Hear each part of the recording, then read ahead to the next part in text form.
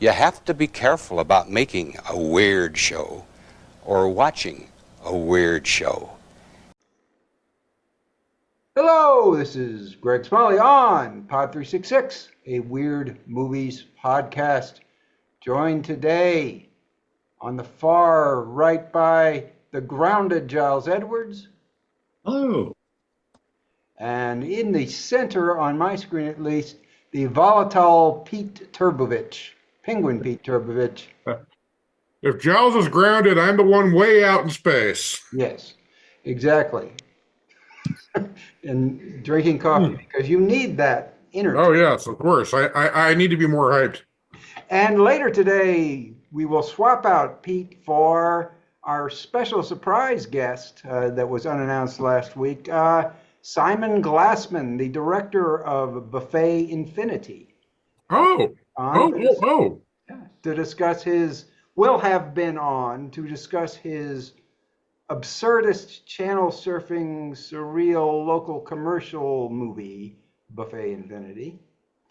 But first, we have a pretty lousy selection of physical media things to discuss. I shouldn't say that some of them are very fine movies, I'm sure, but not a lot of topics, new topics today, and not a lot of stuff that is super high priority. But still, let's discuss what we have this week, starting with this still that I'll let Giles describe if he can. Oh, sure. Well, this is in full frame, classic TV frame. Dark purple thing, background that is not black, but the purple side of black, I guess, with a little crimson-esque light coming from one side. And seated fairly close to the camera, we can see shoulders, we can see collar of the shirt, is a figure wearing a mask. That close-fitting mask covers the whole face except for a couple rectangles for the eyes. And the entire thing looks very flat to the face, except it seems to be covered with any number of dozens to hundreds of metal studs all crammed next to each other. All right. And I'm told that this is what's called bisexual lighting, which I thought was a term they made up specifically for a movie, and I mocked it a little bit. Apparently, it's a real term that gaffers use for mixing reds with blues. It's bisexual lighting. So I think we've all learned a valuable lesson today about inclusion. But now, what's the still from? Oh, I bet it's from some maybe Andy Milligan movie. Nope. No? Pete? Is it from a tutorial called How Not to Get Punched in the Face? No, it is not, although that would be excellent. This is from Citywide Fever. Oh. A movie that I don't recall, but I believe you may have discussed without me being here. Yeah, briefly, we did touch on it. Oh, yes. And I guess the color scheme should have been a giveaway because I think that featured pretty prominently in the trailer. Although and I guess that explains the strange gridding image on the poster and Blu-ray release. This is the figure that the young woman's face is superimposed over. So, this is it's a Giallo tribute. It is presented by Guy Madden. Wow.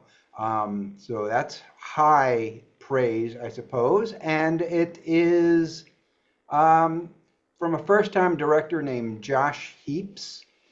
It was released very briefly to theaters and now has already shown up on Blu-ray and I'm fairly sure on VOD by the time you see this wonderful programming. So you guys had talked about it before, and I believe I wasn't on for that. You were on you were possibly on a plane at the time of our recording for that. I might have been on a plane. One takeaway I remember from it was seeing as Guy Madden presents it, odds were you were going to hunt it down. Yeah. So it's now on Blu-ray already, and the bonus features listed are deleted scenes, director's commentary, and a booklet with writing by Guy Madden. Paul Schrader. Now, they got Paul Schrader somehow to write about this movie, too. So that makes you think it must be really hot. But and some others that I haven't heard of, including the director, who I have heard of, but only in this context. And the trailer did not make it look especially weird to me. It definitely had Giallo vibes, but with a shot on video aesthetic, like a VHS type aesthetic to it. So you guys already talked about this. Do you have anything else to say about it, or should I just move on? That was what movie was that last time? Yeah, Citywide Fever, right? Yes. Is that the one about a disease sweeping the town, and it's what was the plot synopsis on that one? I forget. A film student finds a lost Giallo script by a... Oh, that's the one. That's the one. Yeah. And it's kind of like going down the rabbit hole with 366 weird movies. It's kind of like that. It's somebody discovers a weird movie on a USB drive and gets sucked into a even weirder, I guess, interaction with the director or whatever is going on there. Yeah. It kind of gives me that similar plot wavelength to I Saw the TV Glow, perhaps, where there's a TV show that sucks people in. I don't know. That would be something. If it's that weird, then it's would be definitely something on our radar. And it may be, since Guy Madden recommends it, but we don't know. Trailer didn't really give away a whole lot, I didn't think. Just atmosphere and vibes, which I think is all they're going for. But at one point, the film student says something like, this is turning into one of those illogical scenarios from movies I love, paraphrasing. So we shall see. Yeah. But that's Citywide Fever, now available for anyone to see who would like to. And let's move on to this. I've chosen the Blu-ray back cover for this. Pete, what do you think? Can you see? Oh, wow. Okay. Well, we've got a DVD, Blu-ray back cover, digital copy. And let's see here. Oh, yes. I think I know this one. Okay. This dude, there are several pictures here. Top one's this dude in a rather fancy looking jacket, almost period dress, but he's wearing it over a t-shirt. Scruffy looking guy, hair and beard around. Interior, just in a room with like a chandelier in the background. There's also five other pictures here, five other figures. Below that, there's a woman in blue with a huge gun. There's a rabbit mask wearing person in a red smock. There is a man peering through a hole bashed in a wall. There is a very stern-looking woman in a yellow dress and who's got her hand up like she's about to scold somebody, and a woman in a prayerful pose with her hands up, maybe in a nightgown or something. And no sign of the little girl, I think, in this feature. I'm guessing that's the masked figure there. Aha, okay. Well, because I knew this when I saw the trailer, and yes, I'm pretty impressed with this. This looks very imaginative. All right, and it is... Dust I'll Bunny. turn this over to you while I let my cat out. It is Dust Bunny, which is a movie that I noticed when it came out, but chose at the time not to cover because it looked a little too mainstream for us, although it has a neat little scenario. Looking at some of the comments since it came out, I decided, yeah, this is probably of marginal interest to us. The essential plot is a little girl is afraid of the monster that lives under her bed and hires the hitman that lives next door to kill it for her. And of course, I think he doesn't take her seriously at first. But it turns out that the little girl may be onto something. And from the trailer, my favorite part of the trailer was Mads Mikkelsen, who plays the hitman, has a sort of an interrogation spotlight that's inside of a chicken. So there you go. Hopefully Yeah. that's the kind of movie it is throughout.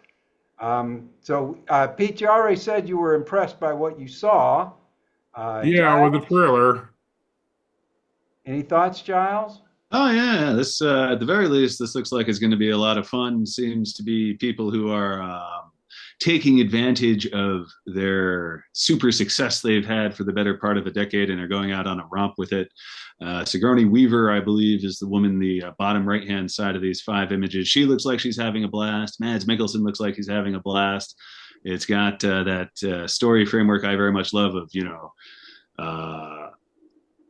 sort of, fearless girl with grizzled older guy trying to sort out what the heck to do with, the scenario he finds himself in. And so this looks like a fun buddy romp, among other things, including, yes, the surreal, dreamy Art Deco ambiance found throughout the trailer.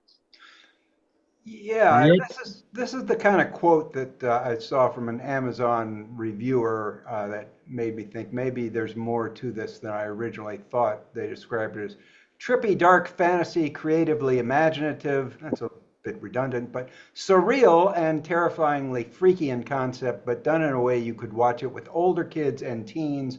I thoroughly enjoyed this and highly recommend to anyone who liked movies like Pan's Labyrinth, Mirror Mask, Inkheart, etc. There's some more. One calls it a strange little film in the best ways, equal parts eerie, whimsical, and emotionally sincere, and so forth. Yeah. I also saw where it said it's by the creator of Hannibal. Yes, from the creator of Hannibal. Can I just say that I liked Hannibal without, getting hung? I am untroubled by that claim. Everybody seems to hate that one, I guess. I guess they went back to the theater expecting a second Silence of the Lambs. No, I dug it. I mean, Gary Oldman's something else. And if you read Richard Harris's book, it really is faithful to that. And I'm guessing they might be referring to the TV series. No, Hannibal, the movie. Well, I know that, but I'm thinking for this trailer, this might be the people behind that TV series. Oh, not the movie. I mean, I don't know, but wow. Considering the star of this movie, I believe he was star of the TV show. But yes, certainly I like the movie. I didn't see either the movie or the TV show. The star is Mads Mikkelsen, though. He's famous. Yeah. Yep. So yeah, nice little premise. We'll see how crazy they get with it. Perhaps I imagine someone will end up covering this. Dust Bunny is the name of this. Sorry, we overlooked it earlier as too mainstream. Maybe it's not. But let's move on to something that's definitely not mainstream.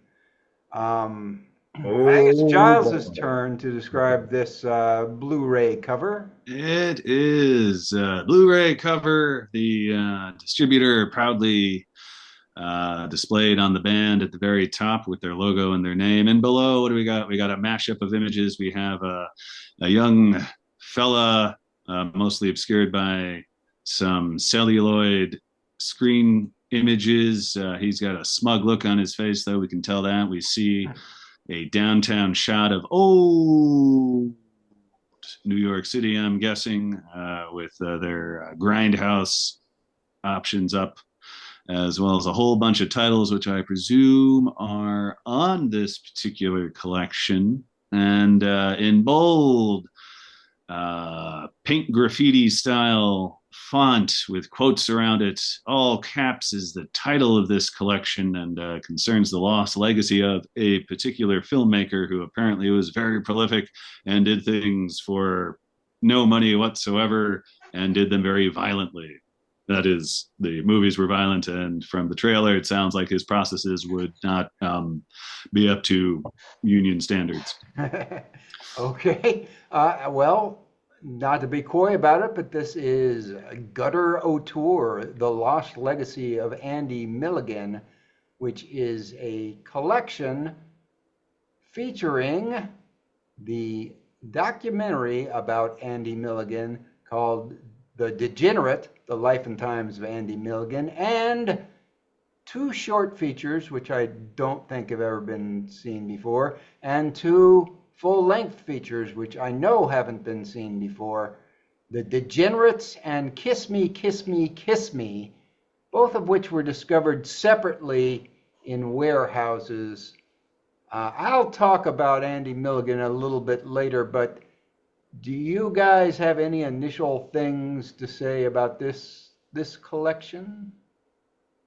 Well, it does. Andy Milligan did give us my favorite review by you, my favorite Greg Smalley quote. Under I believe the Mad Monk one.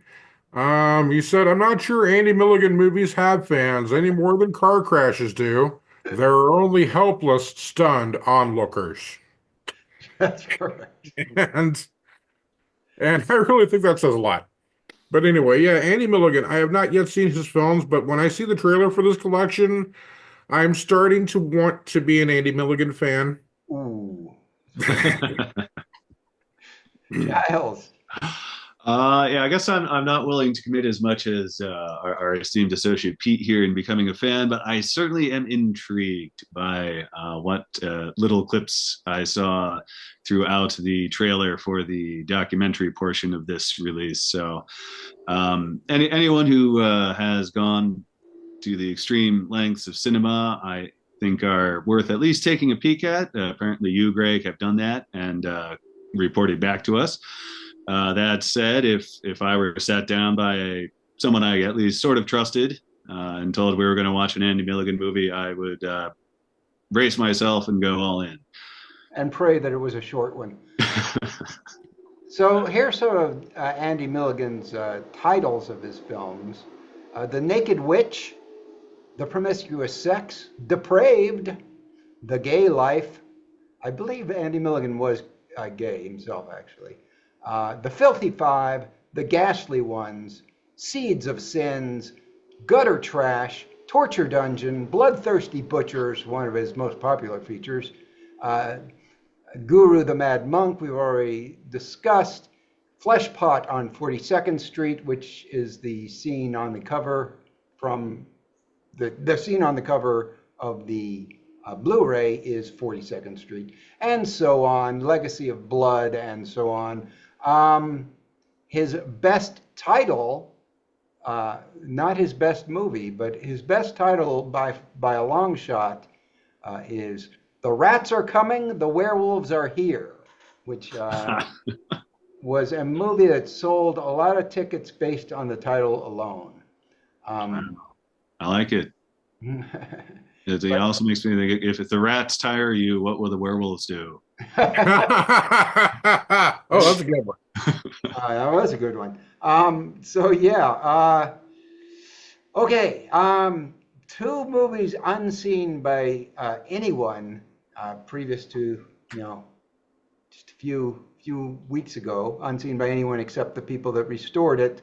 The Degenerates and Kiss Me, Kiss Me, Kiss Me. Now, after I had sent you the topics, I found trailers for The Degenerates and Kiss Me, Kiss Me, Kiss Me, and they're about what you would expect. Now, if the movies of Andy Milligan that survived, that people thought this is worth preserving, I should save this, are movies like The Rats Are Coming, The Werewolves Are Here, and Guru the Mad Monk, then how bad must be the ones that were lost be?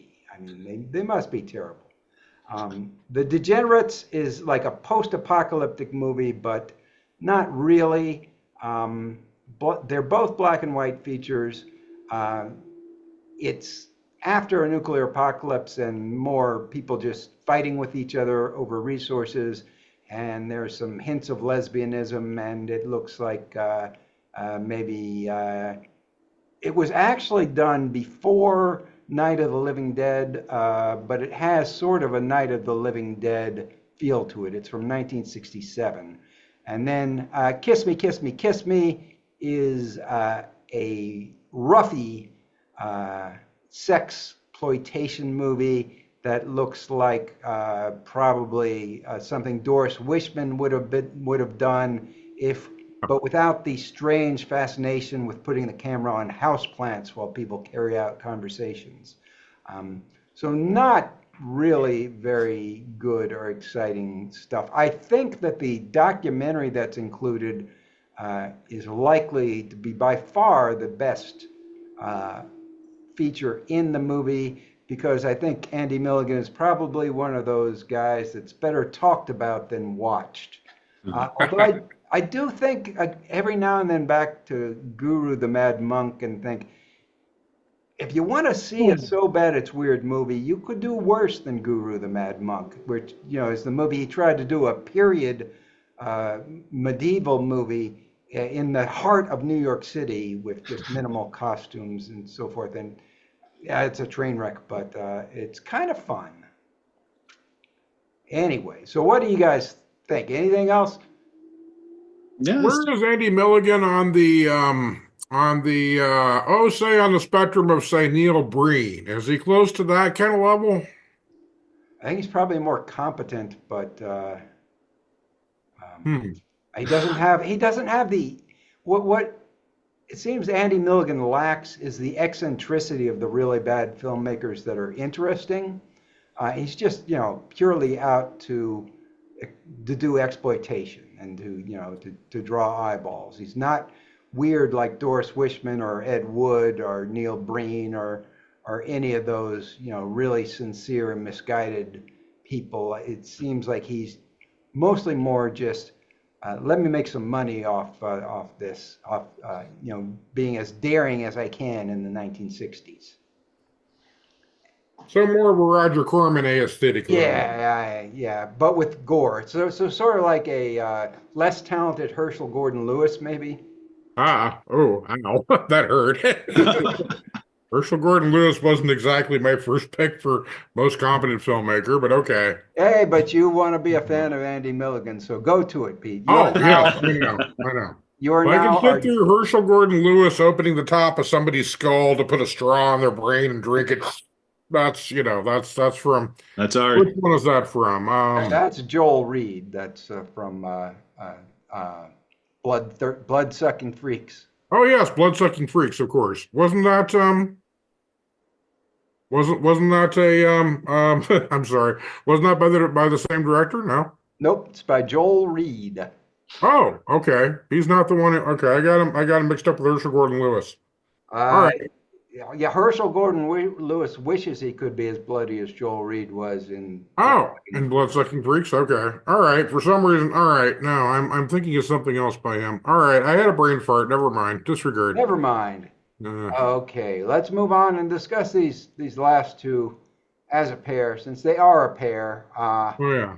Who's is it? Pete's turn to describe these. Of course it is. Sure. All right, we got two boxes here.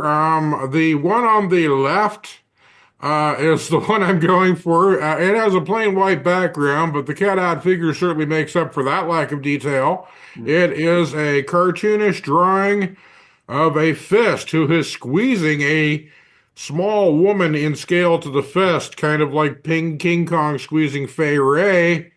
And she is screaming and bloody, and there's blood dripping down the knuckles of this fist, and there's also a handful of grapes in the same hand, also likewise getting crushed in order to make wine, which leaves it kind of ambiguous whether the red fluid is wine or blood, but suggests that it might be a mixture of both.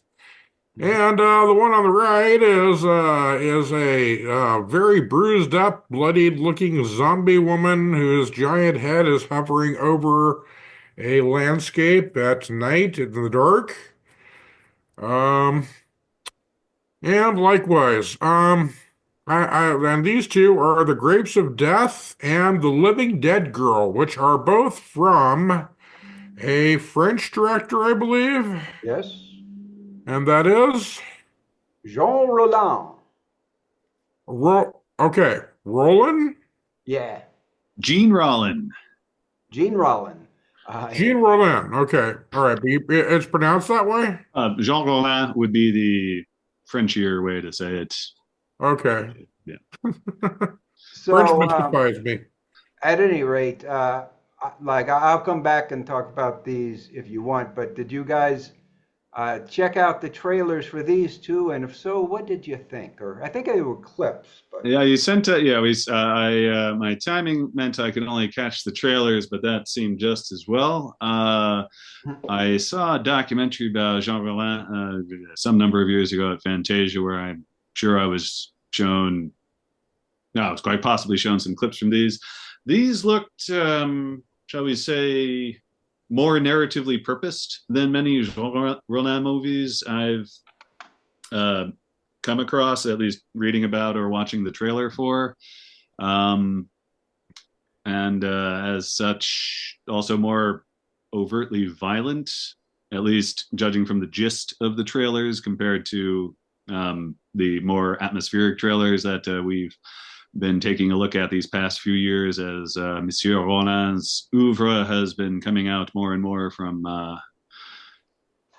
the contemporary Blu-ray distributors. So these looked interesting enough, and also looked incredibly Rollin. all right, Pete. Yeah. I was impressed with trailers. The trailers both showed kind of low budget horror, and I'm assuming that was extremely low budget, especially the Grapes of Death one. Kind of hits. The trailer hits a little bit like Night of the Living Dead clone, just copying that. But then when I saw the clip from that with the little train chase scene there. That's interesting. Reminded me of looking forward to Train to Busan, perhaps. But anyway, zombies may be a cliche, but in the right hands of the right director, these scenes can be very suspenseful, and it was showing with that in the clip. And the other one, Living Dead Girl, is basically canisters of toxic waste revive a woman who's a vampire. As far as I can piece that one together. Again, looked kind of on the cheapy side, but the clips actually kind of perk our expectations up a little bit. Yeah. So Um, this is the Jean Rollin movies have basically almost all been released now by Indicator, who is releasing them all in 4K. They're at the bottom right now with these two, I think. Of course, Jean Rollin films, they're love them or hate them. For a lot of people, I'm sort of in the middle, as with most lover or hater things. There's always something good in a Jean Rollin film, and there's always a lot of padding. They are very, very slow, probably because he didn't have money to really do his vision the way he wanted them to. Um, these are both he started out with his vampire period. These are both from after his vampire period when he moved more to a zombie period. Grapes of Death, I think, is 78, and Living Dead Girl, I think, is 82. Grapes of Death is more purely kind of zombie characters. Living Dead Girl is, as Pete mentioned, sort of a zombie vampire hybrid. I have never seen The Grapes of Death. I believe I saw The Living Dead Girl and decided not to review it because it was too boring, even for a Jean Rollin film, which can get quite slow paced. I could be wrong about that. Maybe I'm imagining it, but I don't know why I would imagine having seen and been bored by The Living Dead Girl. But I do. I have that memory. I know I had thought I had reviewed it, but I could not find it on the site. So looks like I haven't. I think I deemed it not worthy of review, but of course, Jean Rollin completists, and there are some very dedicated Jean Rollin fans will be excited to fill out their collection with these, probably two of the last of the Jean Rollin restorations Indicator will be releasing. Okay, any final thoughts? No, I guess just hopefully once they're done, maybe they'll just have one really big Jean Rollin box set. So those of us who have waited can do it all in one shot. I'd recommend sticking with the vampire movies, Oh, well, yeah. especially the first three. First three or four. Once he leaves vampires behind, I think he loses a lot of what made him special. Yeah, I think he's a capital R romantic kind of filmmaker, and you don't really have that kind of leeway with zombies. That's right. Okay, well, looks like we're almost finished up pretty early, so we can bring on Simon Glassman to talk about a film that's probably better than any of these. Maybe not, as slick as Dust Bunny, but certainly for the weird movie fan, a more interesting movie, which is Buffet Infinity, which we will be discussing in a moment. Any final thoughts before we turn it over to Simon Glassman? Yeah. I'll second Pete. All right.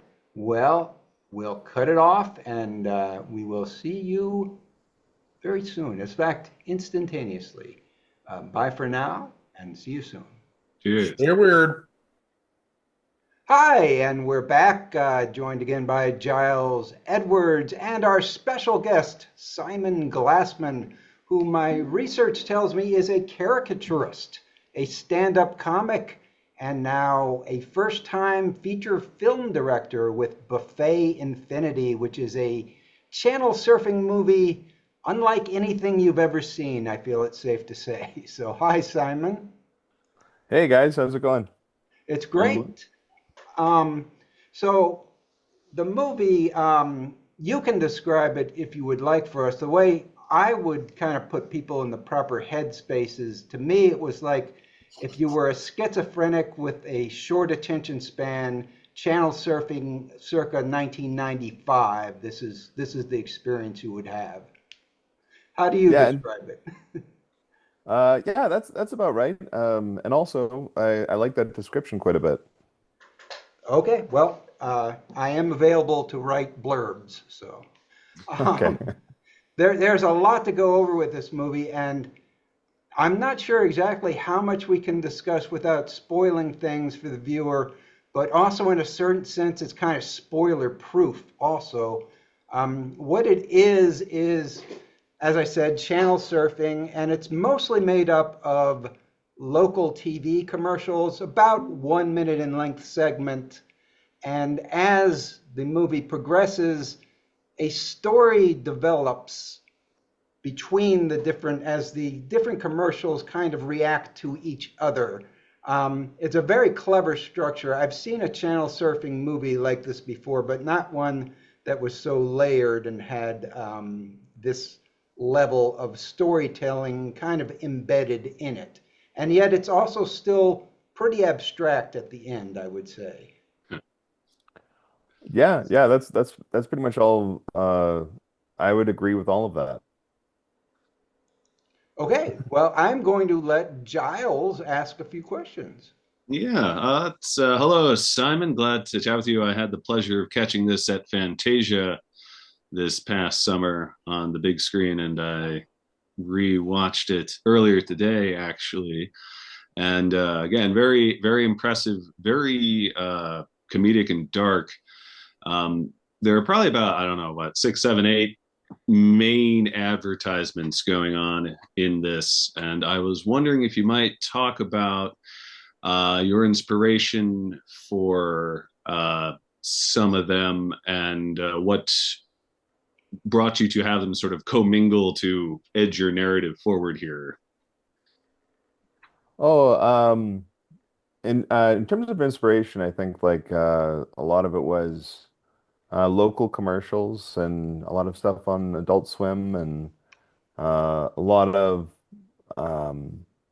BBC shows like Garth Marenghi's Dark Place, and yeah, other examples of where you can have actors not give amazing Oscar-worthy performances, but that can actually, instead of being a flaw, that can actually like be a sort of a function, like they're inability to emote for certain parts actually kind of makes them even more interesting. Like the character Mosley Rosen.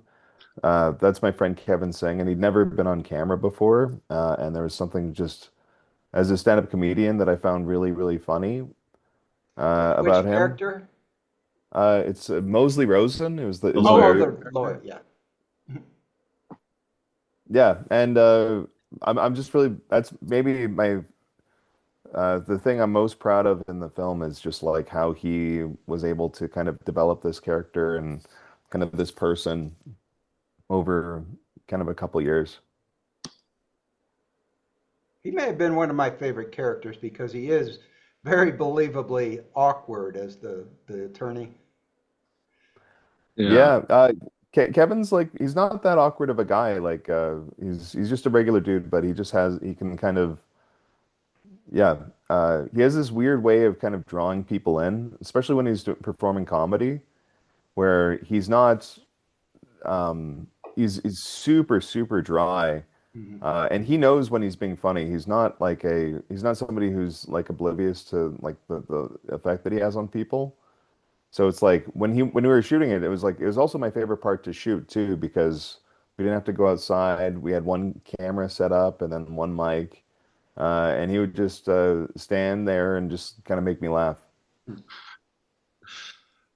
Yeah, that's a bunch of shall we say, yeah, definitely very believable micro personalities of TV from the mid '90s through early aughts. I remember you commenting at the Q&A that that was the golden age of buffets, and that is doubtless why it is set then. You mentioned that that actor, Kevin Singh, is a stand-up comedian. What did you pool the casting for this mostly from people you knew? Did you reach out for other people? How'd you organize all these little groups here? Yeah, it's pretty much all stand-up comedians from the Edmonton area, maybe a couple from Calgary. My partner is in it, my baby is in it, everybody that I know for the most part is in it. Uh, yeah, so it was just different folks that I've come across in my time in Edmonton. Now, for the inspiration of the story, because it's a series of commercials, some boring updates. The first thing that comes awry, I guess, is probably the sinkhole situation. And that evolves into what the rest of the movie starts exploring. And I want to know this religious institute that you meant that has its various public service displays. There's the sinkhole there, and on the other side, of course, we can see the plenty of parking in the front. This the Westridge Society for Religious Freedom, I believe, is what this is called. What where did that come from? If you can talk about that, please. Um, well, I guess that is. I just saw that on one of the many buffet commercials that I watched as research that they had like somebody essentially made like a map to the place that it is. Yeah. It's like I mean one of the most useless maps in the whole world because it's like you have to be in order to use it you have to be within striking distance of the mall itself. But it's also kind of giving you vague directions as to where uh, yeah, you know not to go by the sinkhole at least. Right. But with the Westridge United for Religious Freedom or Westridge Society for Religious Freedom, I thought it would be funny that the character of Langdon Hershey is sort of politically kind of activated. Like that's the way that he's maybe built up a following and also is able to kind of succeed in maybe some ventures in business with by just sort of understanding that he's sort of community building at the same time, and that in order to get certain, I don't know, maybe grants or something, or maybe to get some tax make things easier for his taxes to make things like either call it a religious society. Yeah, I like that the wording is very specific because it's like it's meant to mean that they had to workshop it quite a bit, you know? And then later on, Buffet Infinity kind of uses that after eliminating Langdon and creates its own businesses unit, Westridge United, yeah, whatever business, Yeah. uh, Westridge United for Business Freedom or whatever. So then it kind of understands that it needs to make a coalition with the other businesses in order to not be shut down by the city. So as opposed to like a lot of other films where like the main antagonist is like to the bad guy is like the Stranger Kids thing, Stranger Things kids, or like you know like Rowdy Roddy Piper and They Live. Buffet Infinity's biggest obstacle is like municipal bureaucracy. I think that Hershey character was very interesting one because he's kind of like a combination of L. Ron Hubbard and H.P. Lovecraft, but just very local. Yeah, he's sort of like if H.P. Lovecraft did have the Necronomicon and it was dialed into the Elder Gods, but also he just never his career just never really got off the ground, and he also maybe got caught up in some other stuff. Yeah, and of course, his is where I'd say the Garth Marenghi influences shines the brightest there. Definitely a visual stand-in for that horror writer extraordinaire. Actor. Also, he's an actor. Oh, right. Excuse me. Yes, it's been a while since I've seen his. Yes. I think I did. I watched Garth Marenghi like a few weeks ago. It's still really, really, really funny. And it's. I think if you make videos of any kind, it's like it just keeps getting funnier.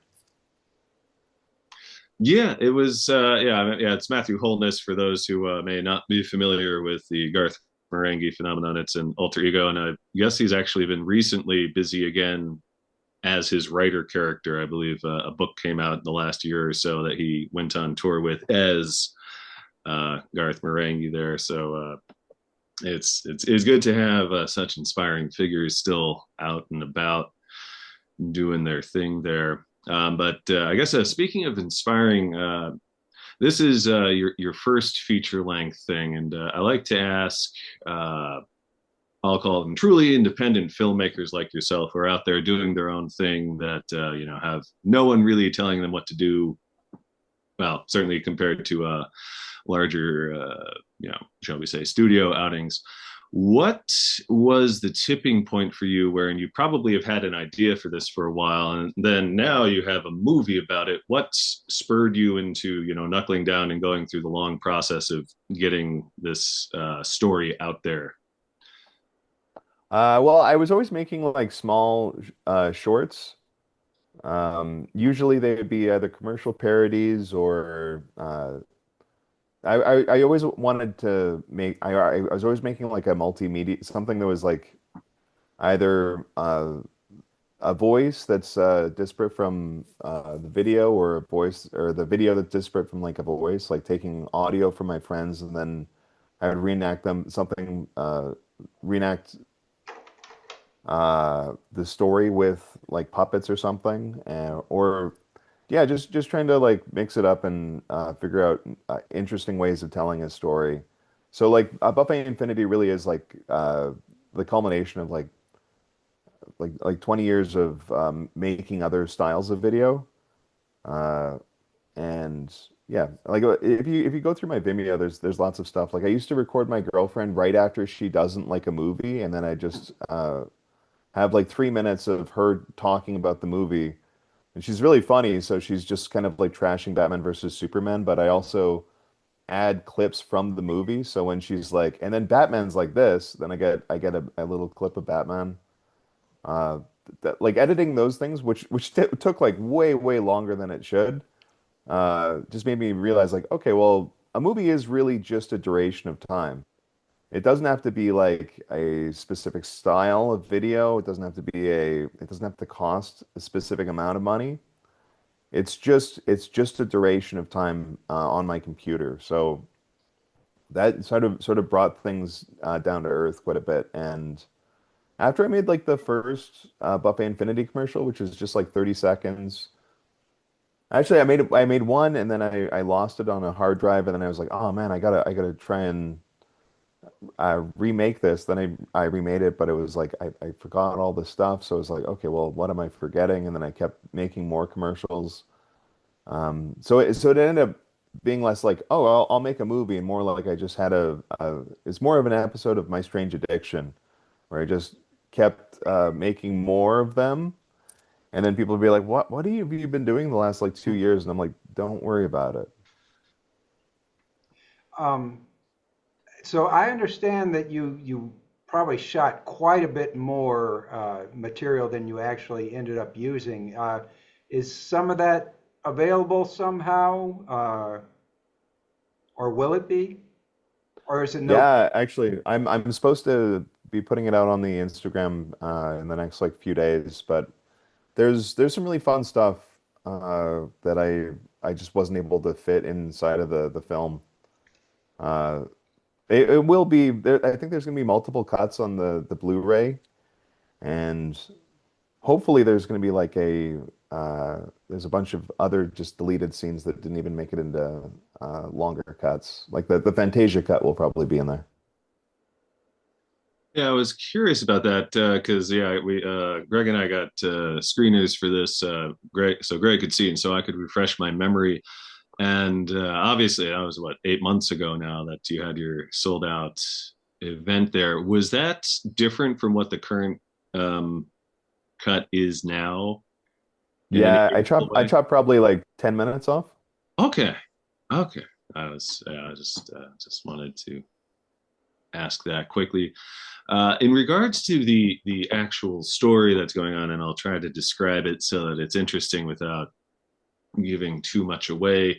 There is a supernatural development is slowly occurring over the course of the hour and a half of channel surfing in this little Canadian town, and I was wondering if you had a particular thought for the end before you had started, or is from what you've been talking, was this something that just sort of the story evolved alongside your countless hours of noodling around with the different advertisements? Because it does get to there's a point, there's a narrative arc tucked away, behind this barrage of advertisements, and I was curious about the process for that. Yeah, it was just noodling around and like just getting totally immersed, and then hopefully, finding my way out.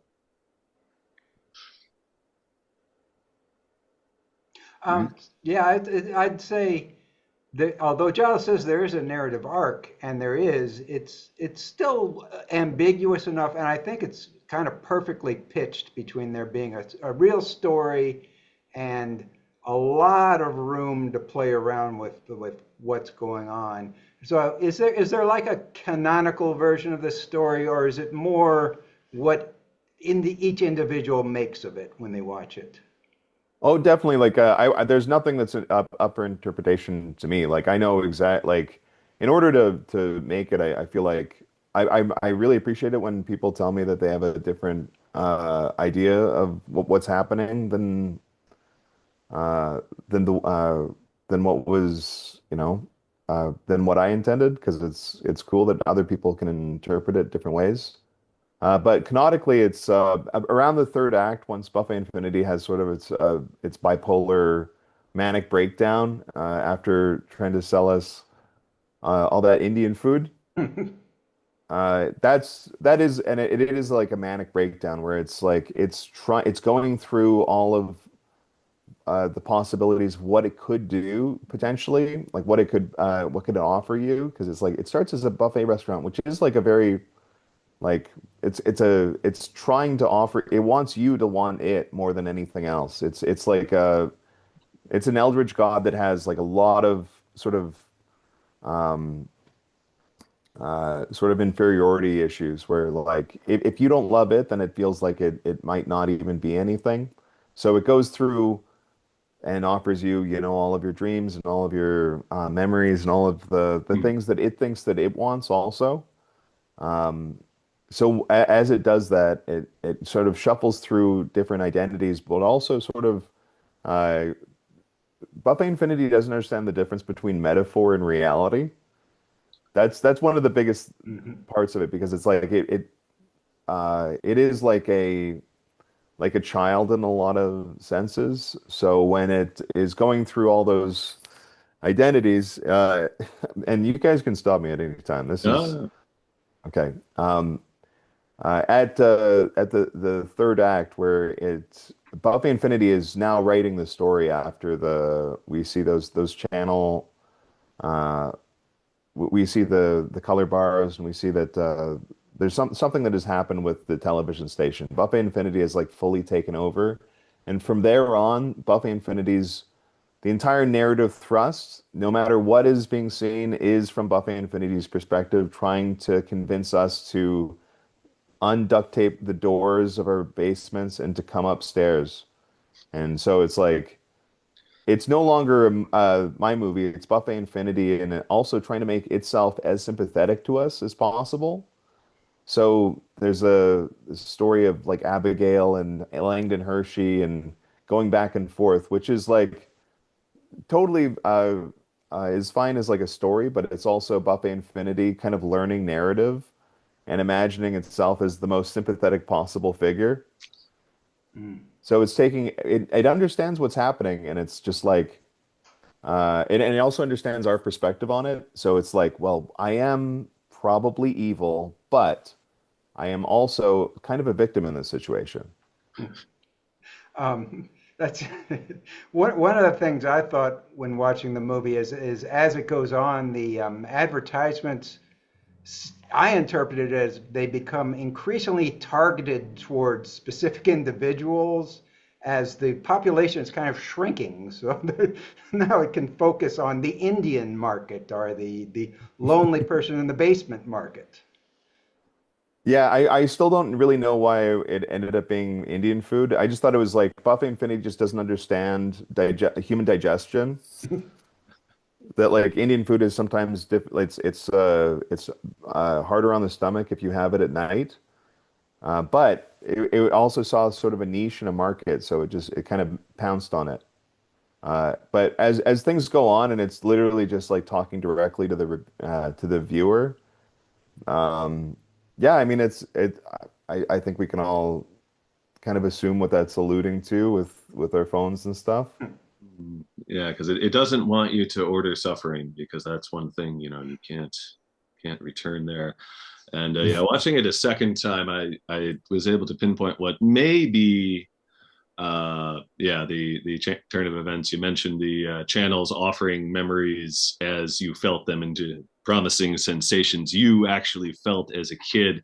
It's when the poor woman with the mattress commercial sequence that morphs into the buffet hotel um, advertisement directly. So she has a on-screen shift of That's right. reality there, and it was just, and that's yeah, that's actually right at the right around the hour mark of this hour and a half long movie here. That so it's a good uh, subtle but sufficient cue to the viewer that this sort of surreal thing has now lost its mooring and goes on, as you say. Buffet Infinity starts imagining the futures of these entities that are on the television here. With most of my sympathy, the poor mattress choice woman aside, goes toward the bearded fellow who has the better self inside.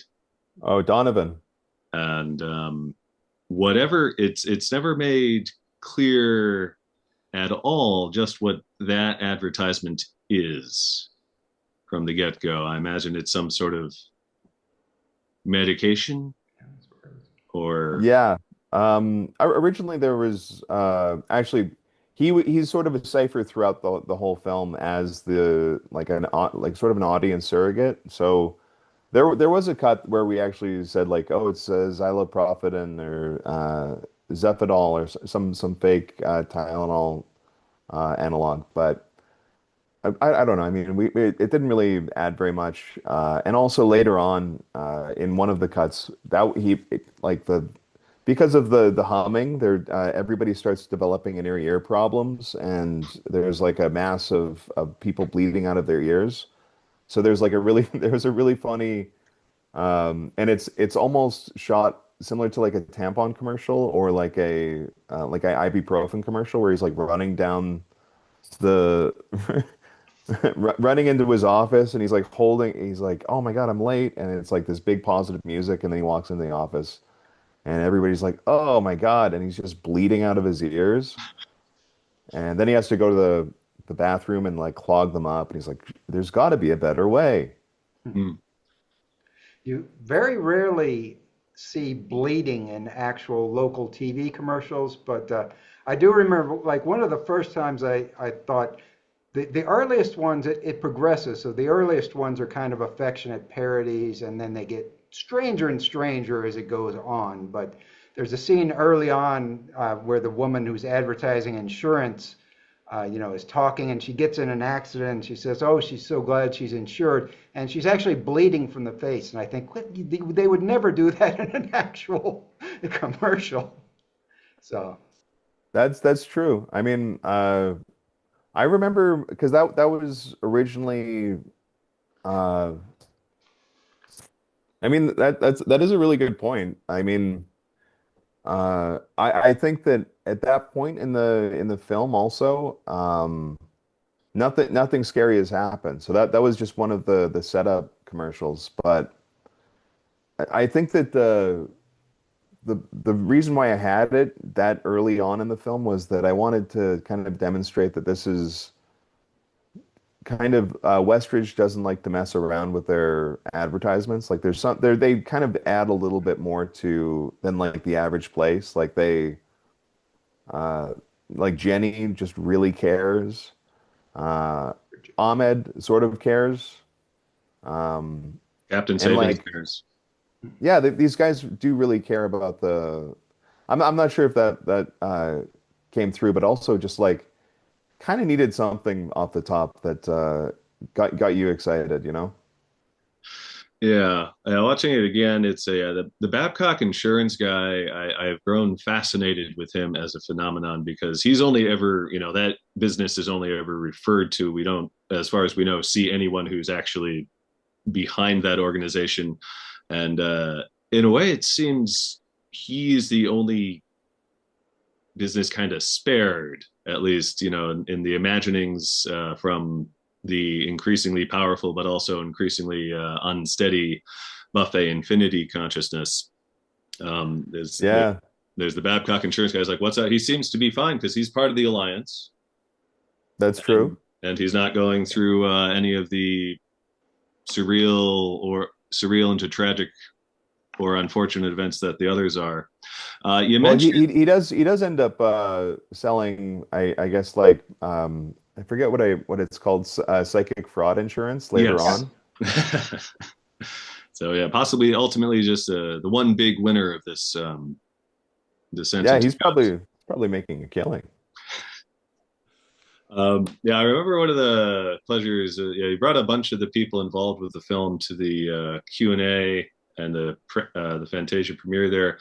Ahmed Ahmed, I wonder, you had some great remarks about him at that Q&A. I wonder if you might talk about him a little bit because he was fascinating character and reassuring each time. I want to say with his very positive attitude right until the last scene with him. Yeah, totally. I mean, that's how I feel about him as a person. He's like he's just a really positive guy. And yeah, I mean, I the reason I'm more proud of having him and having Mosley Rosen and Kevin in the film than Ahmed because it's like it was such a I like a no-brainer to have Ahmed in a film. Like of all of our friends, we'd just be like, we'd all be filming stuff, but then you just slowly turn the camera towards Ahmed because he's just got a lot of charisma. I just kind of got to him first, and with Ahmed's like personality, like he's a super funny stand-up comedian. Like yeah, he's got funny jokes, but also like if he just goes out there and talks, he still has a really great set because people just sort of naturally want to hear what this 5'3" uh, tubby guy has to say about just like literally anything, and his opinions are so crazy.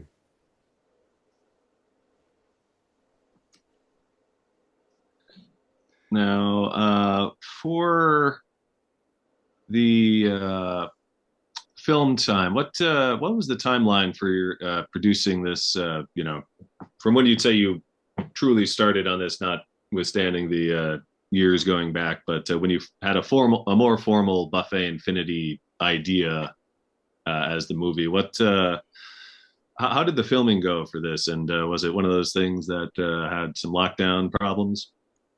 Well, I started working on it just about during probably the first 6 months of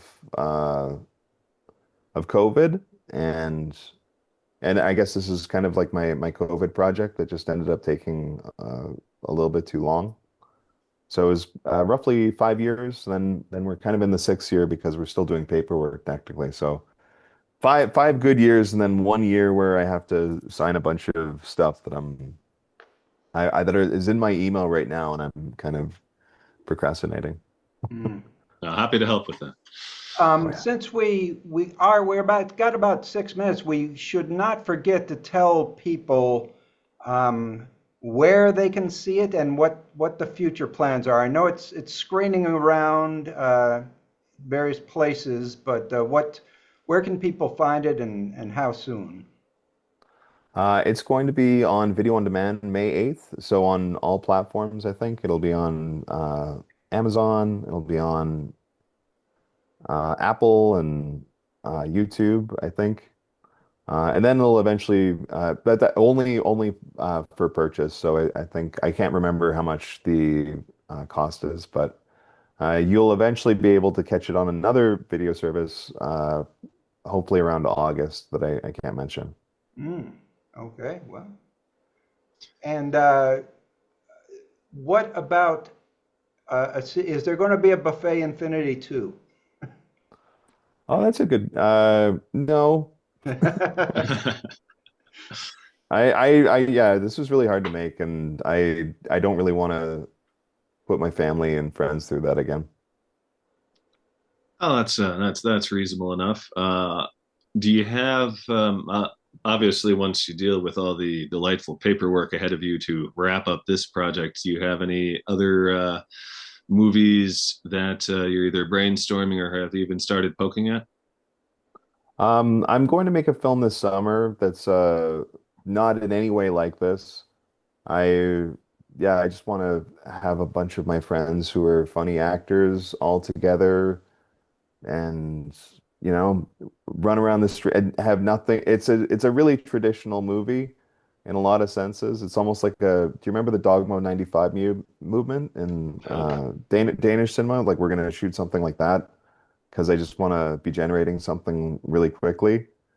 And also I like the story and I like all the actors and it's yeah, I want to make something without any kind of computer generated uh, or anything that has anything AI-ish or any green screens or any effects in it. So that's what I'm planning on doing is basically if you like this movie, if you like Buffet Infinity, the next thing will be not even vaguely similar. Well, I don't think anything could be really very vaguely similar. So, Thanks. But it's a similar talent pool, though, from what it sounds like you. Yeah. I'll probably end up going with a few of the same actors. There's some people that I know that are really funny and uh, yeah, that I've always wanted to have work with in video stuff. So I'm really excited. So you're in Edmonton, correct? Is Edmonton the new Winnipeg for film? Is there an exciting film movement there, or is it just you? Well, Skinamarink was filmed here a couple of years ago. We I think in Edmonton don't have the same. Where are you guys located? Uh, I'm in I'm in upstate New York, near Albany. Oh, cool. I think so. Yeah, I mean it's everywhere in the US is probably making more movies than anywhere in Canada. But in Edmonton, I think that we have like it's a really special place because the snow just melted yesterday. So we had almost like 10 months of winter this year. And so you just kind of are stuck inside of your house for these extended periods of time, and I think that you just end up having to make a bunch of stuff. Like if I honestly, if it we I lived in Florida, I would have never made this movie. All right, 2 minutes. Giles, do you think we're ready for the final question? Or Yeah, although I imagine part of the answer has been hinted at. So we like to wrap up each of our hard-hitting interviews with this question for the filmmaker. What's your hometown? And can you recommend a restaurant there? Oh, that one is absolutely perfect for me. My hometown is Edmonton, Alberta, Canada. I've lived here for 37 years.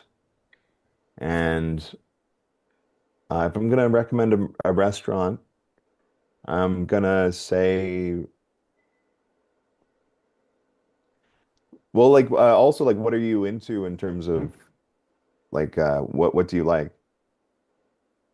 a buffet of something? No. Okay. Or anything non-buffet, and maybe not focused exclusively on a sandwich sauce. Okay. Where do you like to go? Well, I've just become like a really big fan of ramen. You could get like I think $8 ramen at a place called Maki Maki, which is my favorite. I'd say Maki Maki. I usually go to Maki Maki for sushi and other stuff. I think they have a really good comedy show there too. Um, yeah, I'd say Maki Maki. Maki Maki for $8 ramen in Edmonton, Alberta, Canada. You might run across some comedians there. That's good to know. And I think that just about wraps us up, right, Greg? That's going to just about wrap us up. So we will say goodbye to Simon Glassman. Hope you make another movie, not Buffet Infinity 2, something maybe that'll make you more money. So thank you Thanks, for being man. on. This movie is highly recommended, by the way. Highly. Everybody on Weird Movies is going to love this one. So thanks a Oh, that's lot. awesome. Hey, cheers, guys. Have a good night. Bye-bye. Thank you. Thanks. Cheers. Bye. Weird. Yeah, I guess that is the word for it. Weird.